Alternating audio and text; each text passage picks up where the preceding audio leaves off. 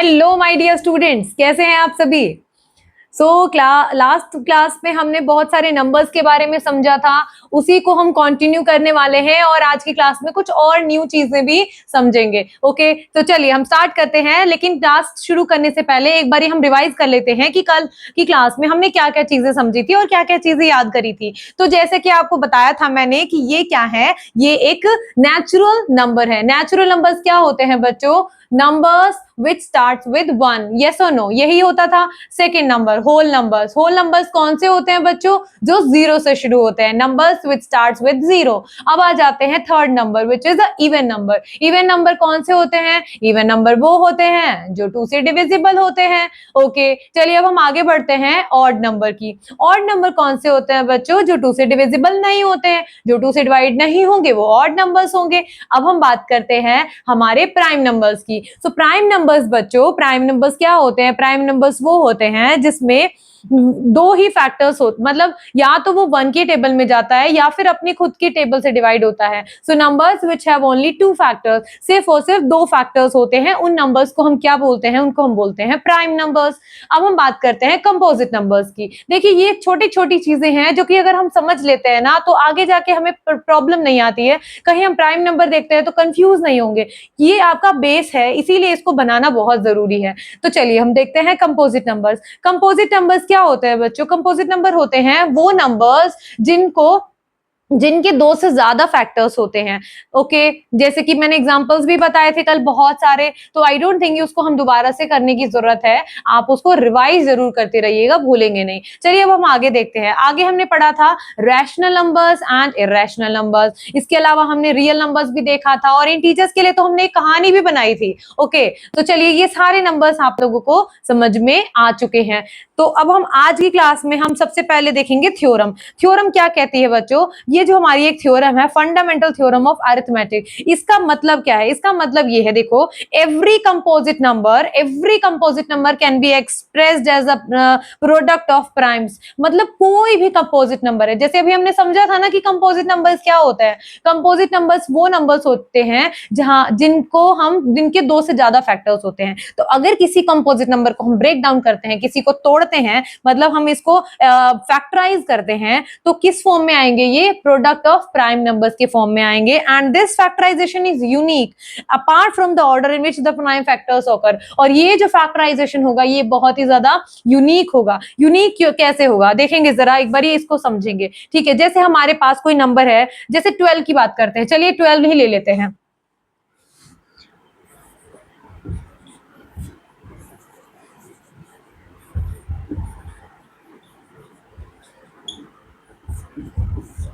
Twelve है हमारे पास, ये 12, ठीक है। 12 एक कंपोजिट नंबर है। ओके, सो 12 को अगर हमने ब्रेक डाउन किया, 12 को ब्रेक डाउन करेंगे, सो क्या होंगे इसके फैक्टर्स? देखिए 2, सबसे छोटा नंबर देखेंगे, सबसे छोटा नंबर 2 है। 2 से डिवाइड हो रहा है 12? हाँ बिल्कुल हो रहा है। तो 2 6 12 होगा, यहाँ पे 2 6 12 हो जाएगा। और अब हम दोबारा से इसको फैक्टर करेंगे तो 2 3 6 हो जाएगा। और अब ये किसी और से फैक्टर नहीं होगा, तो 3 1 3 हो जाएगा। सो जब हमने 12 को ब्रेक डाउन किया तो हमने देखा 12 के फैक्टर्स क्या होंगे बच्चों? यहाँ पे होगा 2 इंटू 2 इंटू 3। और जब हम इसको ध्यान से और थोड़ा सा मॉडिफाई करेंगे तो ये हम इसको इस तरीके से लिख सकते हैं 2 की पावर 2 इंटू 3। तो बच्चों क्या हम इसको एज से भी लिख सकते थे?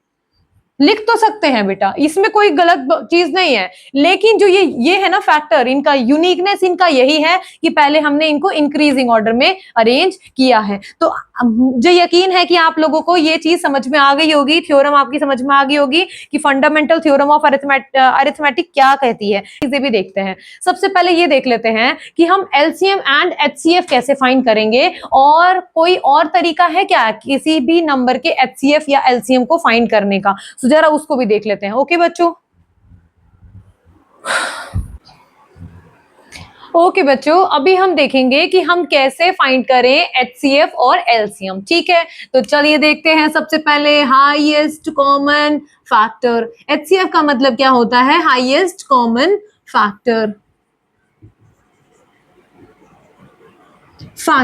ठीक है बच्चों, और एलसीएम का मतलब क्या होता है? एलसीएम का मतलब होता है लोवेस्ट कॉमन मल्टीपल। ओके बच्चों, चलिए तो अभी हम समझेंगे कि कैसे हम हाईएस्ट कॉमन फैक्टर निकालेंगे और कैसे हम एलसीएम निकालेंगे, लोवेस्ट कॉमन मल्टीपल निकालेंगे। तो चलिए दो छोटे छोटे नंबर्स ले लेते हैं हम। 12 है और आपका 18 है। अब इन दोनों नंबर्स का, 12 का और 18 का, इन दोनों नंबर्स का अभी हम निकालेंगे, हाईएस्ट कॉमन फैक्टर भी निकालेंगे और एलसीएम भी निकालेंगे। तो पहले हम 12 को निकाल लेते हैं बाहर अलग से। 12 के फैक्टर्स करते हैं, 12 के फैक्टर्स से शुरू करते हैं 2 से। चलिए 2 से डिविजिबल है, सबसे छोटा नंबर ले लीजिए। 2 6 12 हो जाएगा। 2 के टेबल में 6 कितने पे जाएगा? 3 पे जाएगा। 3 1 3 हो जाएगा। ओके बच्चों, अब हम बात करते हैं 18 के फैक्टर्स की। 18 के फैक्टर्स क्या क्या होंगे यहाँ पे बात करेंगे। 2 के टेबल में 18 कितने पे जाएगा? 9 पे जाएगा। अब फिर 3 पे जाएगा और 3 1 3 हो जाएगा। ओके बेटा, चलिए अब हम देखते हैं कि हम इनके कैसे निकालेंगे एलसीएम और एचसीएफ। तो 12 के फैक्टर्स क्या होंगे बच्चों? 12 के फैक्टर्स क्या लिखे हमने? 2 इंटू 2 इंटू 3। और 18 के फैक्टर्स क्या होंगे बेटा? 2 इंटू 3 इंटू 3। सो इन दोनों में कॉमन देख लीजिए क्या क्या नंबर्स कॉमन है। इसमें सबसे पहले 2 कॉमन है और उसके अलावा 3 कॉमन है। ठीक है, सो ये दोनों नंबर्स हम लिख लेंगे एचसीएफ में। सो 2 कॉमन है और 3 कॉमन है। सो 2 3 6 हो जाएगा।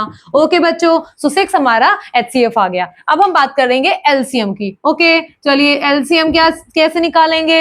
एलसीएम निकालेंगे, ये 2 है हमारे पास, यहाँ पे 2 और ये 3 कॉमन जो थे उनको एक एक बार लिख लेते हैं। ओके, एक एक बार लिख लिया कॉमन ये दोनों, और बाकी सबको हम क्या लिखेंगे? एज इट इज लिख लेंगे। ये कॉमन था, एक बार लिखा, ये कॉमन था, एक बार लिखा, ये नंबर बच गया और ये वाला नंबर बच गया। सो 2 3 6, 6 2 12, 12 3 36।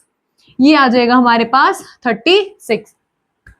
अब ये एलसीएम भी आ गया, एचसीएफ भी आ गया। ठीक है, अब एक फॉर्मूला बताती हूँ आपको, बहुत इंपॉर्टेंट फॉर्मूला जो आपकी एनसीईआरटी बुक में भी है। सो फॉर्मूला क्या है बेटा? देखिए, एलसीएम जब भी आप मल्टीप्लाई करोगे एचसीएफ के साथ तो आपके पास क्या आएगा? प्रोडक्ट ऑफ नंबर आएगा। क्या आएगा? Product of numbers. ठीक है बच्चों, सो एलसीएम, एचसीएम क्या है देखेंगे अभी क्रॉस चेक करके। 36 है और एचसीएफ क्या है बच्चों? 6 है यहाँ पे। और प्रोडक्ट ऑफ नंबर्स मतलब दोनों नंबर्स का प्रोडक्ट। तो क्या क्या नंबर्स है हमारे पास? क्या क्या नंबर थे हमारे पास? ये 12 है और 18 है, तो 12 एंड 18।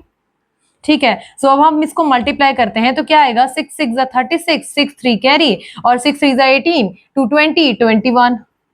ठीक है, 6 6 36, 6 3 कैरी, 6 3 18, 19 20 21। और यहाँ पे इसको भी मल्टीप्लाई करेंगे, 18 2 36, 6 3 कैरी और ये आ जाएगा 21। ओके बेटा, तो ये देखो इक्वल आ गया या नहीं आया? आ गया ना।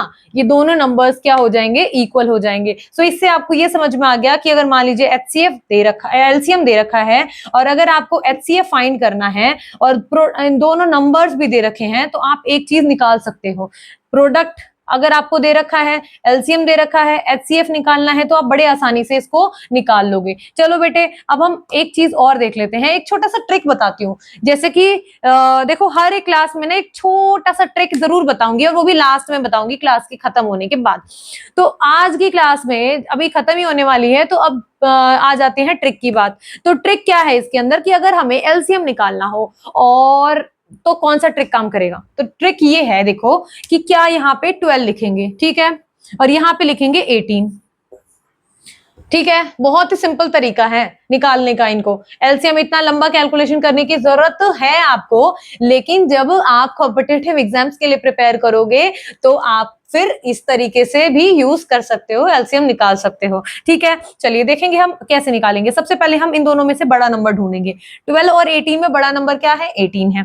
18 का टेबल पढ़ेंगे। कब तक पढ़ेंगे? जब तक वो सेम नंबर 12 में ना आ जाए। सो 18 1 18, 18 2 36, 2 पे आ गया ना 36 और 12 3 36 आ गए ना। तो इन दोनों नंबर्स का जो एलसीएम है वो क्या है? 36 हो गया। ओके बच्चों, सो ये है ट्रिक। लेकिन बच्चों ट्रिक यूज नहीं करना, ये पूरा मेथड यूज करना है। ठीक है, क्यों? क्योंकि आपको मार्क्स इसी हिसाब से मिलेंगे। ठीक है बच्चों, थैंक यू सो मच। आज के लिए इतना ही। कल फिर मिलेंगे कुछ और ट्रिक्स के साथ और कुछ और न्यू चीजों के साथ। ठीक है, अपना ध्यान रखिए और पढ़ते रहिए। Bye bye, have a great day and जय हिंद।